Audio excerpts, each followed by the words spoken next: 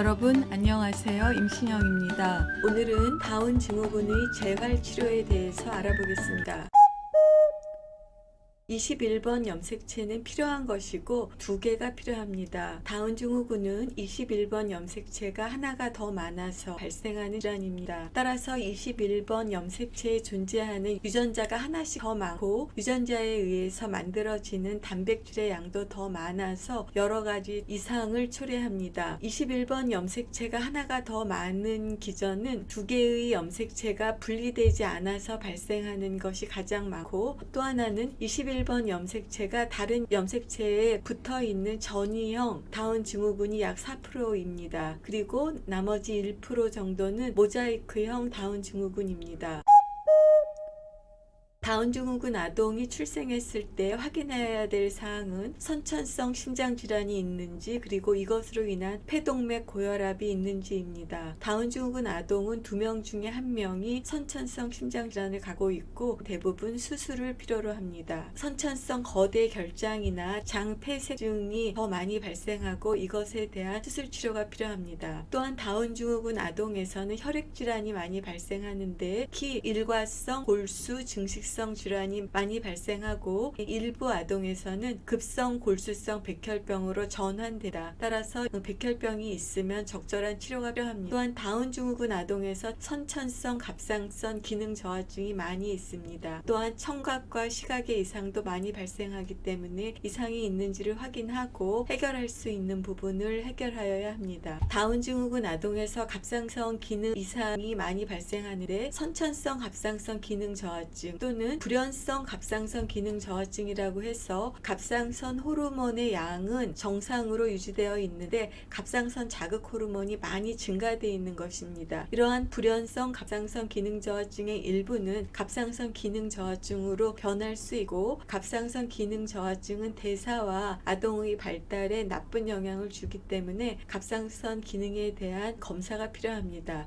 태어났을 때 갑상선 기능 저하증이 없었다고 하더라도 성장하면서 갑상선 기능 저하증이 발생할 수 있습니다. 이러한 것은 자가 면역성 갑상선 기능 저하증일 수도 있고 비자가 면역성일 수도 있습니다. 다운 증후군 아동의 일부에서는 갑상선 기능 항진증이 나타나는 경우도 있습니다. 따라서 다운 증후군 아동이 출생하면 출생 시에 그리고 6개월, 12개월에 3번의 갑상선 자극 호르몬에 대한 검사를 하고, 정상이라 하더라도 그 이후에 매년 갑상선 자극 호르몬에 대한 검사가 필요합니다. 그리고 갑상선 자극 호르몬이 증가되어 있거나 이상이 있을 때는 갑상선 호르몬의 검사를 통해서 갑상선 기능 저하증이 있는지 기능 항진증이 있는지를 진단해서 적절하게 치료해야 되겠습니다. 또한 다운 증후군 아동에서는 자가 면역 질환이 많이 발생하는데 특히 4가지입니다. 셀리악병입니다. 밀가루의 글루텐 단백질에 대한 자가 면역 질환인 셀리악병, 그리고 1형 단백질입니다. 그리고 아동이 성장하면서 자가 면역성 갑상선 기능 이상이 생길 수가 있고, 자가 면역 질환의 일부인 머리가 빠지는 탈모증도 많이 발생합니다. 또한 다운 증후군 아동들은 감염에 취약해서 특히 지금과 같은 감염병이 있을 때 고위험군이 되겠습니다. 따라서 다운 증후군 아동에서는 선천성 심장 질환이 약 40%에서 발생하고 폐동맥 고혈압도 발생할 수 있습니다. 감염이 잘 발생할 수 있고 청각, 그리고 혈액 질환입니다. 일과성 골수 증식성 질환, 그리고 그 중에서 일부가 백혈병으로 변환되게 되겠습니다. 그 다음에 갑상선 기능 이상이 많이 발생하고, 그리고 나서로 안정적으로 되면은 그때의 아동의 기능을 결정하는 것은 신경 발달성 질환이 되겠습니다.